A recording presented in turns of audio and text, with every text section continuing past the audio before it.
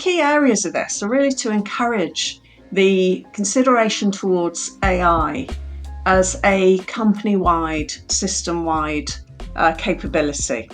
And because it runs through pretty much, or can run through pretty much all functions in a business and works with humans, it is not, managing AI isn't so much a passive process, it's active. And this is where the standard comes into its real strengths lie in how it sets out its stall. And as you would expect in an ISO standard, of course, AI policy needs to be set. And that policy needs to be owned by the decision-making, the governing body of an organisation. So it all starts with policy and then defining the purpose of the systems, the AI that is being used. And you can have multiple AI sitting within an AI management system. It's the structure that lays out how you would go about taking care of those systems. You are listening to The Standard Show, the podcast that brings you the stories behind the standards with Matthew Childs and Cindy Parakill.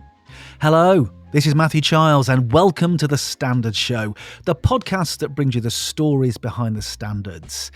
Now, the voice you heard at the top of the episode was that of AI expert and standards maker Pauline Norstrom, talking about ISO IEC 42001, the AI Management System Standard.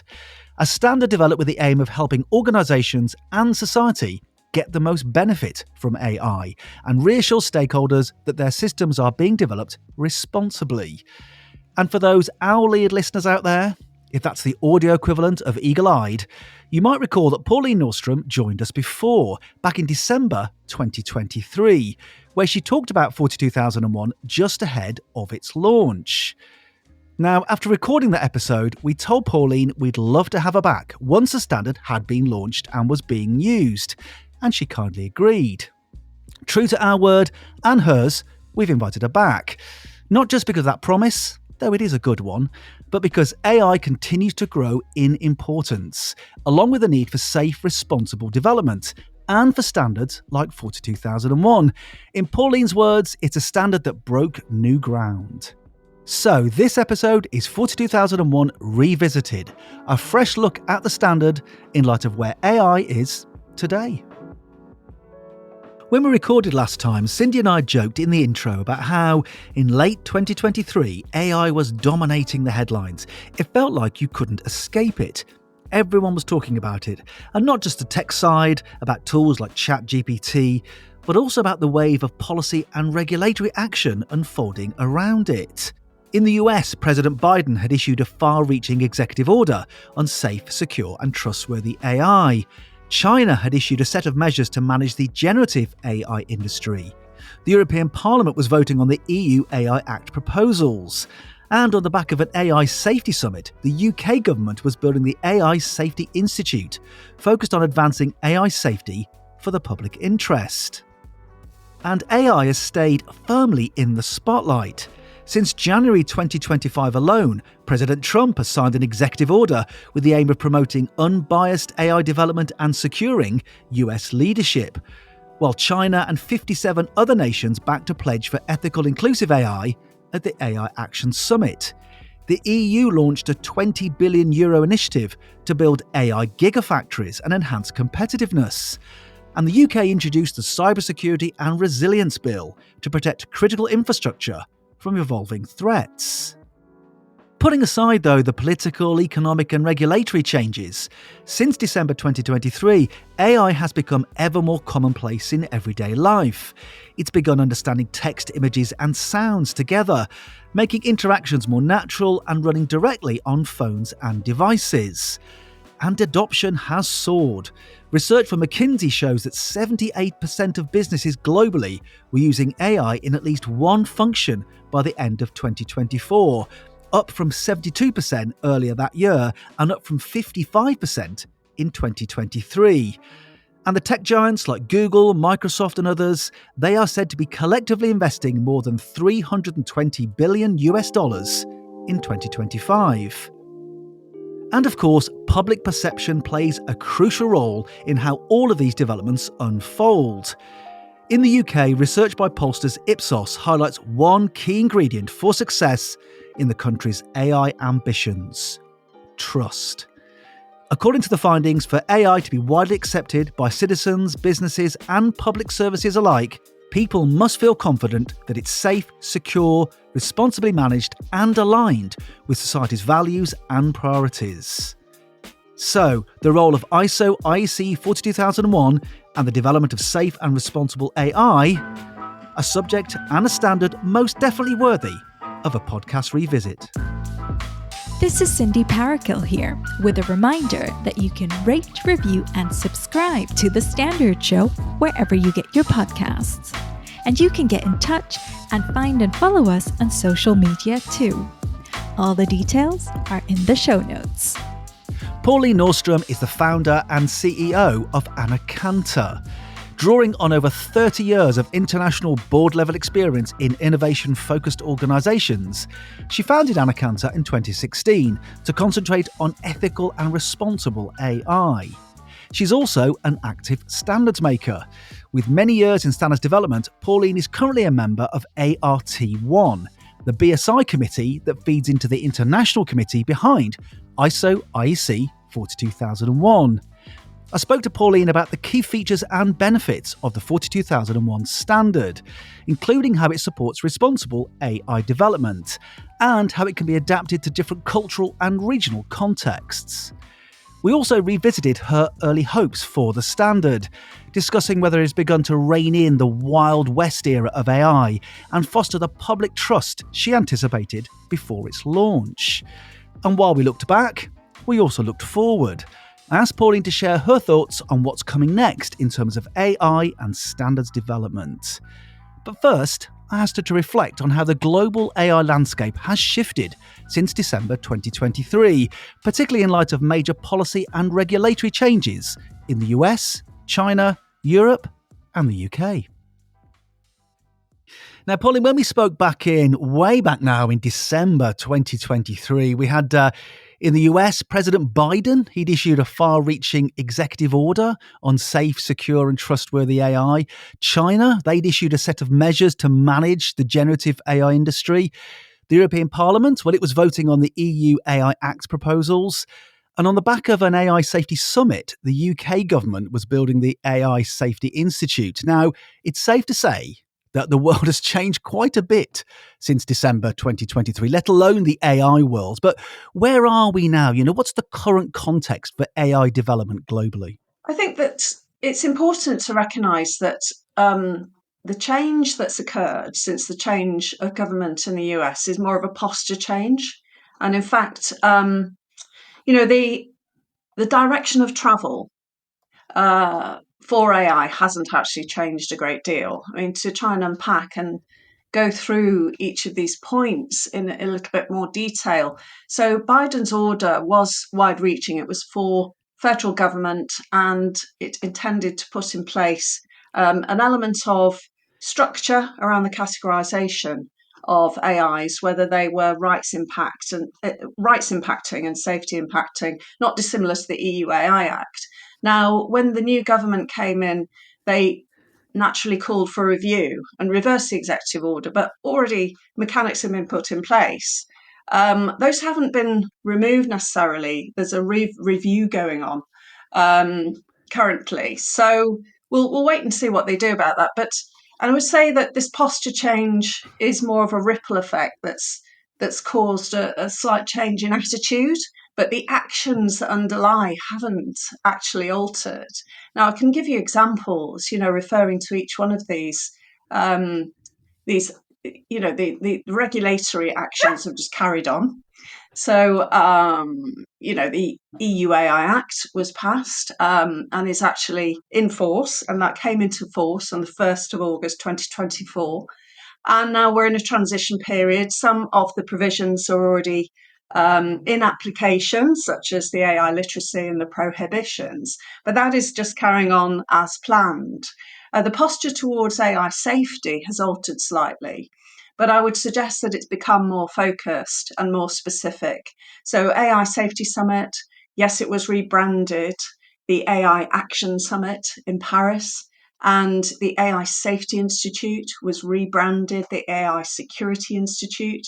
And another little action that happened under the radar is that the AI liability directive in Europe has not made more progress.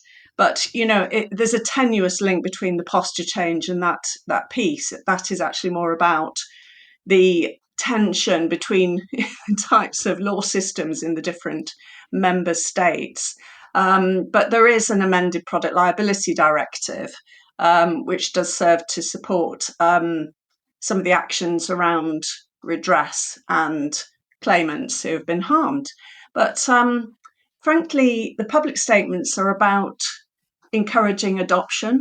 There's actually been no change to the underlying mission to make sure that adoption is safe, because it's in no developer's interests to develop AI systems or to integrate AI into systems that cause reputational harm, cause commercial loss, become uninsurable, harm people. That's in nobody's interests. And therefore, the commercial world is fairly unified. I haven't heard any feedback that has suggested that the mission to create good quality, usable AI that is appropriate in business context and commercial context, there's been no mission to change that direction of travel, as I would call it. And in fact, we've seen lots of investments announced. EU announced a 200 billion investment into encouraging adoption. The UK have gone down the route of encouraging the establishment of data centres and an opportunities action plan. So I think really what we're seeing is more positive language, but the actions underlying that language have been carrying on regardless. So, Pauline, what you're saying really is that, in a sense, obviously we've had some regime changes and there have been some new legislative and regulatory changes, but in a sense, the everything is carrying on as before. In a sense, the commercial issues are still the same. Yes, the commercial issues are the same because for a business to use AI, they need to be really clear about what it is they're buying and or using within their business. And that clarity comes from standards, which is what we're here to talk about today. And why that's so important is that AI techniques and systems tend to get designed into other systems. And in a commercial context, you can get a kind of ripple effect of liability right across the value chain. Also, it's very important that the source of any issues can be traced. So I think what I'm saying here is, regardless of the posture, the public posture with regard to regulation in the US, which we really don't know what that is federally at this time, the commercial world is carrying on doing what the commercial world does, which is to assess its own risks in the context of the use of the AI systems and evaluate what it is they're buying. And if no one can tell them, in terms of how that system works, how it makes its decisions, what risk and liability they take on, they're quite reluctant to design in. Now, you said before that 42001 being an international management system standard, it kind of broke new ground. It was a standard developed with the aim of helping organisations and society get the most benefit from AI and to reassure stakeholders that their systems are being developed responsibly. So maybe you could recap briefly for me, what are the key features of 42001? Yes, it did break new ground, and I would say I maintain that position. It's of course been published since we last spoke, and the key areas of this are really to encourage the consideration towards AI as a company-wide, system-wide capability, and because it runs through pretty much, or can run through pretty much all functions in a business and works with humans. It is not managing AI isn't so much a passive process, it's active. And this is where the standard comes into its real strengths lie in how it sets out its stall. And as you would expect in an ISO standard, of course, AI policy needs to be set. And that policy needs to be owned by the decision making, the governing body of an organisation. So it all starts with policy and then defining the purpose of the systems the AI that is being used. And you can have multiple AI sitting within an AI management system. It's the structure that lays out how you would go about taking care of those systems. And I will jump to the section 6 of the standard, which addresses the considerations towards risk. So risk management, risk assessment, risk treatment, and also impact. Those are sections that are specifically designed to cater for the different uses of AI and to help organizations think about what their risk scenario might be in the context of their own organization and the context of the use of that AI. So there's a really nice focus in there, which is an auditable part of the standard. And then that leads, and I'm skipping quite a bit because it is quite a big standard, that leads you to look at the annexes, which set out and give examples of risk controls that can be put in place, which again is following a particular design format for an ISO standard. But the guidance with regard to AI risk is exceptionally helpful, such as looking at your data sources, looking at bias, how do you manage that, and provides a great deal of flexibility to enable businesses to design their management system around their actual business activities. What I say about this, it's what's different about this particular standard when compared with, for example, 27001. 27001 is a great standard. I would say that 42001 is more proactive because of that human machine teaming effect that you see in business. And therefore, what I say is I encourage businesses to look at 42001 more operationally. And as a result of that, and it does say this in the standard, engage all the functions involved in the use, in the development, depending on whether it's a user of AI, whether it's a developer of AI, engage the whole business. Don't keep it in a silo, because AI can be used to improve competitiveness and lots of other aspects of commercial performance, including the well-being of staff. It can be used right across every single business function, and each function may have a different way of dealing with the risks that may arise, such as HR being the obvious one, and the processing of personal and sensitive data. Pauline, you mentioned there about the standard being applied in the different organisational contexts. I mean, it's applicable for all sorts of organisations. Just want to ask you about that sort of wider geographical and cultural context, really. Obviously, we've got, across the globe, I mean, you've mentioned some of the sort of the policy and regulatory landscape being different in different areas of the world, in China maybe, or in the US or in Europe.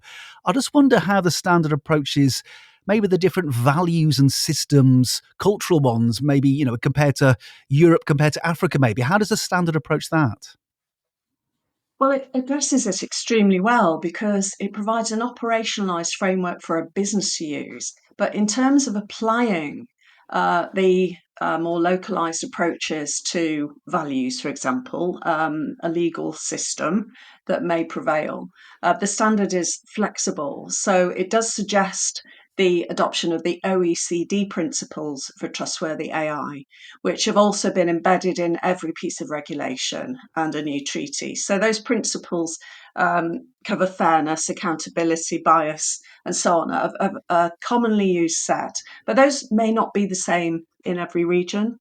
And therefore, the standard allows the organisation to define, we're in this region and these are the values we work to here, and this is what we will implement in our standard. And the standard doesn't actually prescribe that, which is why it is so good and so flexible and can be used in any jurisdiction. So, Pauline, you talked about the key features of the standard. I'm just wondering from the benefits side then, if organisations take advantage of the key features of 42001, in fact, all the features of 42001, what benefits will that bring?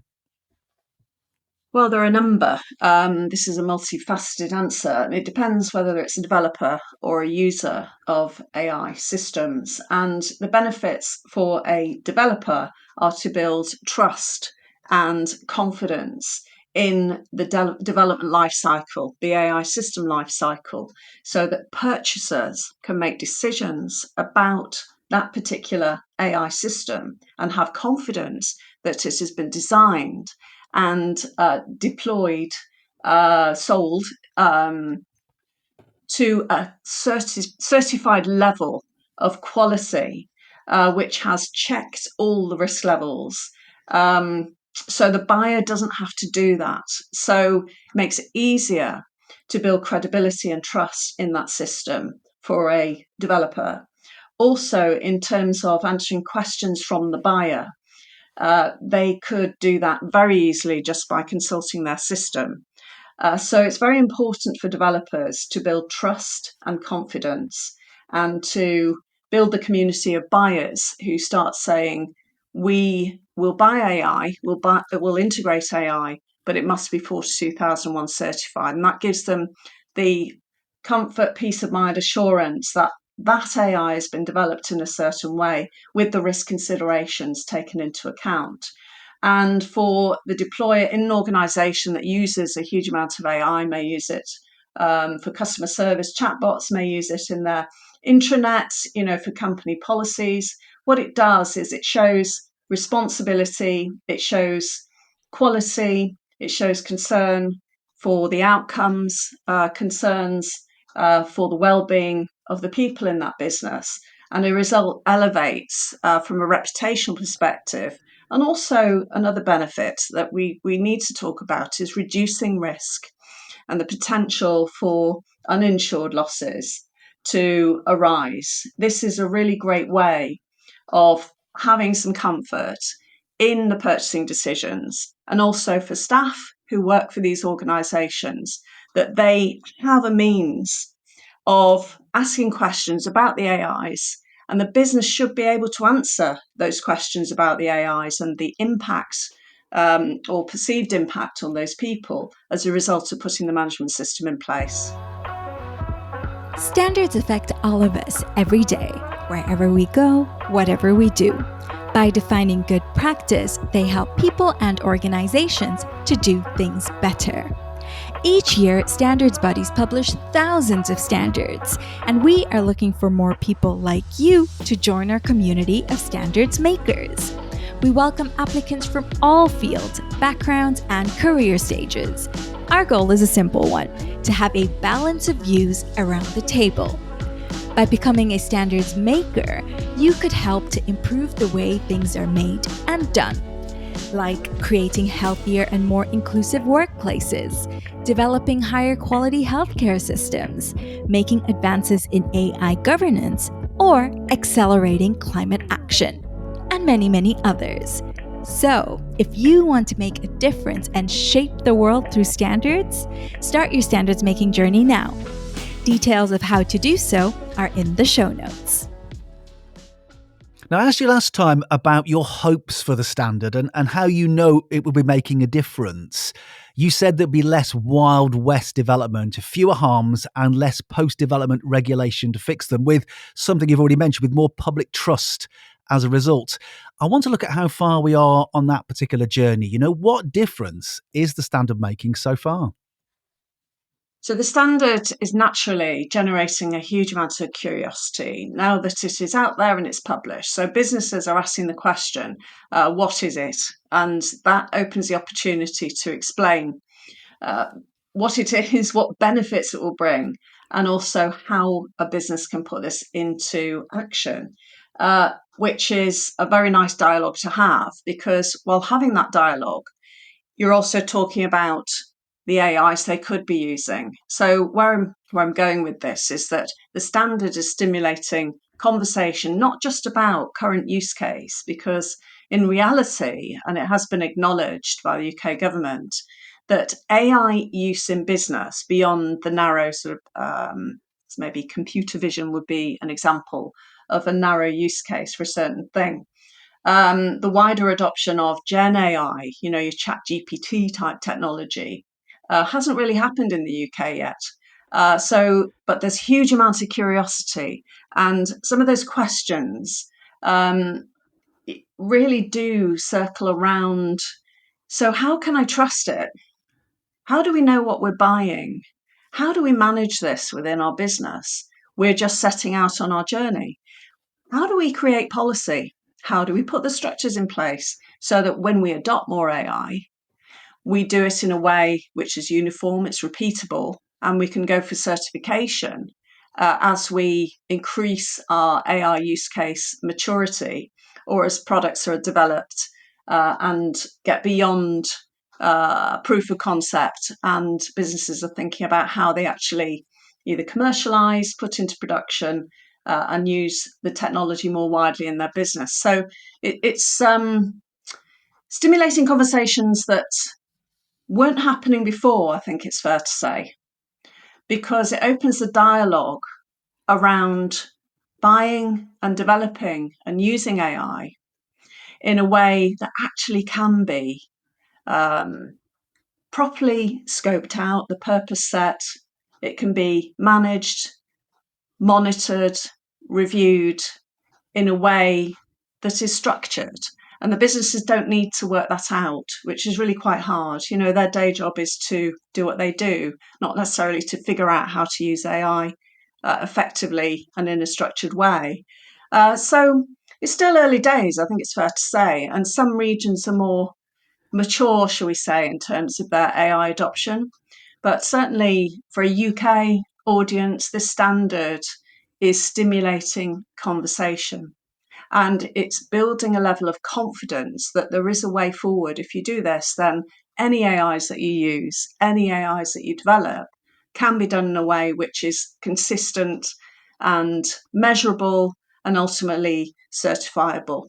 So, in those conversations, Pauline, I just wonder, is there a greater understanding now about that relationship between maybe global AI policies or sort of UK policies at government level and the relationship they have with standards like 42001?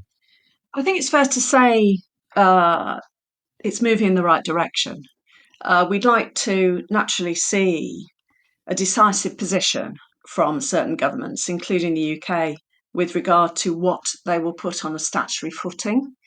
The recognition, however, of 42001 and other AI standards as keys, shall we say, that unlock the pathway to successful AI use cases, that's being recognised, which is really great and is very encouraging to see. Some of the issues regarding regulation relate to the law systems in different countries. So, because UK is a common law system, things tend to be considered retrospectively. And it's less likely that UK will legislate without UK evidence of reasons to do that. But nevertheless, I think the move towards the pro-innovation approach to regulation, which encourages the voluntary adoption of a version of the OECD principles, that's really good, and the regulators are picking up on that. And what I would say about this is that AI regulation is there to protect people, to set out very clear boundaries in terms of preventing harm and actually providing a means of redress, but also to punish companies that produce AIs that significantly harm people, or they're used in that way. So I think it's fair to say the UK government is working that out, and it was one of the missions of the UK AI Safety, AI Security Institute to evaluate the potential for some of the frontier AI. In other regions, if you get these principles, which I'll explain, then it's quite easy to understand the interplay between standards and regulation. So the OECD principles for trustworthy AI are at the root of every single standard, piece of guidance, a draft regulation and regulation, including a new international treaty, which is a Council of Europe treaty for AI, human rights, democracy and the rule of law. The OECD principles are embedded in all of these pieces, and they're encouraged to be used in 42001. That's the common thread all the way through. When it comes to complying with regulation, some of the regions need to have very specific ways of doing that. In Europe, it's harmonised standards. And the government decides whether a standard in the UK does actually provide a presumption of conformity, so to speak. So in terms of the dynamic and interplay between the regulation that's already passed and the proposed regulation, the standards are tightly locked in and are getting closer. Of course, the standard provides much greater flexibility for a business to make decisions about risk and their approach to risk. So I think to conclude on this particular point, these worlds don't exist in isolation. They do actually work in harmony with each other, with a mission to embed the OECD principles as core principles that are considerations towards trustworthy AI in every piece of AI activity, whether it's regulation or standards. I'm just wondering, Pauline, listening to you there about the difference between where you feel now as a practitioner and expert and standards maker in this field, in December 2023 compared to obviously speaking now in April 2025, just wonder if you're more confident now about the different parts of the AI ecosystem now in terms of policy and regulation and standards. Are you more confident they're working together to support organizations and obviously society get the most from AI? Yes, I think they are working together. I think the challenge now is to communicate that because where we are, we've talked about AI quite a lot, and we know a lot, but the wider community doesn't know what we know, and I think it's really important to discuss that. In terms of how, so my view um, and positivity around this standard, but also the adoption of AI is based on evidence. And that I do actually run a business, and that business has three pillars of services for AI. And we've been able to clarify and structure all of that. And we're not the only business in this space doing that around strategy, risk, training, and governance. And in each of those pillars, you have 42,001 actually. It sits right across. So whether you have to comply with regulation, which is the third pillar, if you have done the work up front when you're setting your strategy, evaluating what AIs can be used and so on, looked at the risk, 42,001 comes in to that conversation. It comes into training because it is a component of the standard, and then regulation. Okay, we've got this standard. What do we have to do to specifically meet the requirements of the regulation? These are all in line with each other. So I'm extremely excited about how the market has matured, how the standard is becoming better known because we're doing podcasts like this and the community is talking about it and raising that awareness. But what goes with that, if people like me who run companies like mine explain the whole story, I think we'll actually increase adoption faster by telling that story, because there's some global, very high level principles to hook into now. We're not in the Wild West anymore. We're not so much in the unknown. But those who don't know still don't know. So we need to educate them. Now, Pauline, I want to look to the future now. Just talk about AI and standards generally. With your standards makers hat on, where do we go next with AI and standards? Well, I sit on the Art1 committee, which is the national committee looking at all the AI standards in the UK and internationally. And I have to say that the standards, I keep saying actually, they are the key to the door, because even if you're not developing or using AI at this time, they provide the blueprint and the roadmap for doing this in the right way. And what I mean by right way is, looking at the data sources, for example, there is a standard for data quality 5259, which works in harmony with 42001, and it would be referenced in the particular controls in that management system if data sources were one of the risks identified. And what it does is set out a uniform way of doing things that enables traceability back to source. So if there's a downstream issue, the company has already put the processes in place which enable them to trace that data back, other than just gathering all the data. And you think I'm joking about this, but it does happen that all data is, as I say, hoovered up and the sources are lost. because there is such a rush towards just give us all your data. By putting some basic standardized steps in place, which you don't do later, you do it at the inception, you've got a ready-made playbook for doing AI in a way that reduces risk and increases the actual benefits that AI brings, and also reduces the management overhead. So AI and standards work in harmony. As you know, I come from the world of complex supply chain, and those supply chains for critical infrastructure don't necessarily look to regulation. They look to ensuring there's traceability, and standards play a very important part of that. But what I would say that is different about the AI standards, many of them are actually setting out ways of doing things before those ways are being done. And they are actually drawing on such a wide range of experts. I'm obviously coming from the commercial world, but we've got very seriously qualified academic people in there. We've got commercial people who have developed software, and there's stakeholder engagement from all walks of society, including the public. As a result of that, you've got the best brains on this, creating ways of doing things. And those ways of doing things are really easy to adopt if you do it from inception.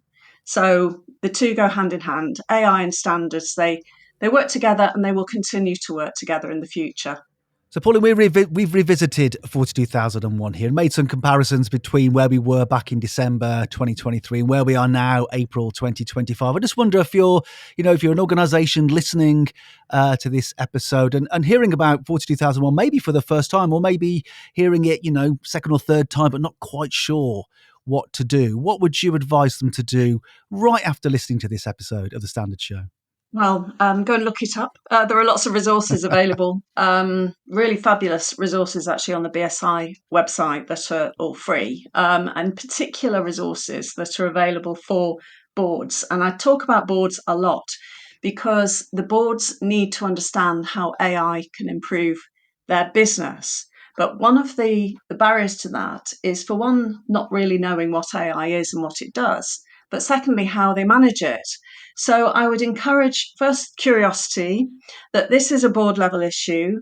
You need to be thinking about the burden that is on the teams that are evaluating AI without board buy-in. And typically, could be the IT leaders who are left with this responsibility on the basis, oh, that's techie. It's not. AI is actually a human machine team. And when used effectively and proactively, the AI can enhance intelligence. And that means intelligence right across the business, including the board's ability to make decisions. So I would encourage curiosity. Don't be afraid of it. It doesn't bite. And go and look up 42001. Have a look at the resources produced by BSI in particular. Very, very nice documents, white papers, non-technical language. And start getting familiar with it, and don't disregard it as something not for you. Regard it as something that is really an imperative in terms of improving business performance, competitiveness, profitability, and growth, both in the short, medium, and long term. Our thanks to Pauline Norstrom for talking to us again about ISO IEC 42001 and the difference it is starting to make on developing safe and responsible AI. Now, if you want to know more about 42001 and about how to get involved in standards, then check out the links in the show notes. And the show notes are also where you can find details of our socials and all the other ways to get in touch with us here on The Standard Show. You have been listening to an episode of The Standard Show, the podcast that brings you the stories behind the standards, with Matthew Childs and Cindy Parakill. You just heard a Stripped Media production.